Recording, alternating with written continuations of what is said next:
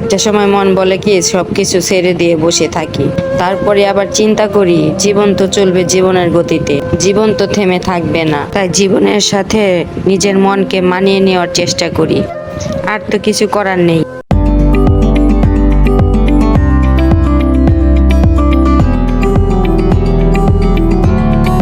আসসালামু আলাইকুম, কেমন আছেন সবাই? আমি তো আলহামদুলিল্লাহ খুব ভালো আছি কিন্তু মনটা ভালো নেই।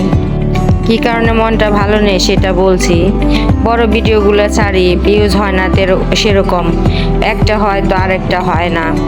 ছোট রিলস ভিডিওগুলো মোটামুটি হয়, বড়গুলো হতেই চায় না। এই ভিডিওটা দুদিন আগেকার, তো এক আপুর রিকোয়েস্টে ভিডিওটা দিলাম। এক আপু কমেন্ট করছে, আপু কি দিয়ে পরোটা খেলেন অবশ্যই আমাকে জানাবেন রিল ভিডিওতে। তো আপুর কমেন্টের জন্য আমি এই ভিডিওটা দিতেছি। বড় ভিডিও এখন আর করতে ইচ্ছে করে না, ভীষণ মন খারাপ হয়ে যায় ভিউজের কারণে। তো আপু ভাইয়াদের রিকোয়েস্ট করব, আমার বড় ভিডিওগুলোও সাপোর্ট দিয়েন। আপনাদের সাপোর্টে আমি এগিয়ে যেতে পারবো। এখানে আমি গরুর মাংস কিমা করে নিলাম, দেখতেই তো পেলেন, ব্লান্ডারে করে নিলাম। তো আমি এখানে আমার এটা বিরিয়ানি মশলা, এই বিরিয়ানি মশলা দিয়ে আমি গরুর মাংস কিমাটা রান্না করব। আর সাথে টক দই দেবো, বাসায় টক দই বানানো ছিল না, দুধ আর লেবু ছিল, ওটা দিয়ে আমি বানিয়ে নিচ্ছি টক দই। তো মাংসটা খেতে কিন্তু অনেক মজা। আমি একটা দাওয়াতে গিয়ে এই খাবারটা খেয়েছিলাম, আমার সেই খাবারটা মুখে লেগে আছে। এজন্য আজকে চিন্তা করলাম আমি বিকালের নাস্তা অথবা রাতের ডিনার হিসেবেও চলে যাবে এইটা দিয়ে। তো আমি এখানে মাংসটা ঝুরির মতো করে একদম ভুনা করব। ঝুরি বলা চলে না, এটা কিমা দিয়ে করা, কিন্তু মাংসটা খেতে এতটা মজা, আমার এখন বয়স দিতে এসে মনে হচ্ছে আবার পেলে আবারও খেতাম। খুবই মজা, পরোটা দিয়ে খেতে অনেক ভালো লাগে ওই মাংসটা খেতে। আমি ভালো করে কষিয়ে নিলাম, কষিয়ে আবার একটু পানি দিয়ে দিছি, আর চিনি দিয়ে দিলাম অল্প একটু পরিমাণ। চিনিটা অবশ্যই দিবেন, চিনি না দিলে এটার টেস্ট কখনোই ভালো হবে না। অল্প একটু চিনি দিতেই হবে, মানে 4 চামচের 1 চামচের মতো, মাংসর পরিমাণ অনুযায়ী চিনিটা দিবেন। তো আমি এখানে ময়দা নিয়ে নিয়েছি, আমি ময়দা দিয়ে আজকে পরোটা বানাবো। তেল, লবণ, তারপরে সামান্য চিনিও দিয়ে দিছে এখানে। তো চিনিও দিলে এটার স্বাদও অনেকটা বেড়ে যায়, মচমচা হয়।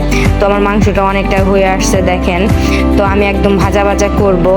তো চুলায় বসিয়ে রাখলাম, আর এদিকে আমি ময়দাটা মাখিয়ে রেডি করে নিব পরোটার জন্য। তো আগে আমি তেল দিয়ে মাখিয়ে নিতেছি ভালো করে। এই তো আমি হালকা কুসুম গরম পানি দিয়ে এটা ছেনে নিয়েছি। আর এদিকে দেখেন আমার মাংসের তেল উঠে আসছে, একদম ভাজা হয়ে গেছে। ফ্লেভারটা এত সুন্দর আসছে, টক দই আর যেহেতু বিরিয়ানি মশলা সাথে অ্যাড করা হয়েছে, এজন্য ফ্লেভারটা বেশি ভালো আসছে এবং খাবারের টেস্টটাও অনেক গুণে বেড়ে গেছে। এখন আমি মোচমোচে পরোটা বানাবো, যেহেতু আমার সাহেবে চলে আসছে ঘরে। তো আমি তাড়াতাড়ি করে বানিয়ে ওনাকে আগে দিয়ে নেব, তারপরে আমরা অন্যগুলা বানিয়ে খাবো। আমার সাহেবের ঘরে আসলে শুধু হাতটা ধুতে যতটুকু সময় লাগবে, তাকে তাড়াতাড়ি খাবার দিতে হয়। তো এই কারণে আমি তাড়াহুড়া করতেছি, পরোটা বানাবো। আর এভাবে পরোটা না বানালে নাকি তার কাছে খেতে ভালো লাগে না, জামাই পরোটা বানাই দিবে আমাকে। তো আমি আমার জামাইয়ের জন্য জামাই পরোটা বানিয়ে দিতেছি। কি বলেন আপুরা ভাইয়ারা? গোল করে পরোটা বানায়, সেটা সে ভালো লাগে না, পরোটার মতো করে বানিয়ে দেবে। তো আমি পরোটার মতো করেই বানিয়ে দিতেছি। মাশাআল্লাহ, তো আমার পরোটাও ভাজা হয়ে আসছে, একদম মচমচে হবে। যেহেতু ময়দার পরোটা, আটার পরোটা অতটা মচমচে হয় না, কিন্তু ময়দার পরোটাটা অনেক মচমচে হয়। তো কালারটাও কিন্তু অনেক সুন্দর আসছে ময়দার পরোটার। তো এই তো আমার সাহেবের জন্য রেডি। এখন আমি মাংসটা রেডি করে নিচ্ছি। জামাইকে মাঝে এরকম ধরনের খাবার খাওয়াই, তো সে আবার রেস্টুরেন্টে নিয়ে আর কি খাওয়াবে? সে বলে ঘরেই যদি এত মজার খাবার পাই, তাহলে রেস্টুরেন্টে যেয়ে আবার খাওয়ার কি দরকার? আসলে সত্যি কথা বলতে কি ভাই, কিপটা মানুষ তো, বাইরে গেলে তো অনেকগুলো টাকা লাগবে খেতে। এই কারণে মজার খাবার ঘরে বানায় খাওয়াই, সে আর বাহিরে খেতে নিয়ে যায় না। তো সবার খাওয়া দাওয়া শেষ করে এখন আমি নিজে বসছি খেতে। তো আমার ভিডিওটা ভালো লাগলে অবশ্যই ফলো, লাইক, কমেন্ট, শেয়ার দিয়ে আমার পাশে থাকবেন। আল্লাহ হাফেজ।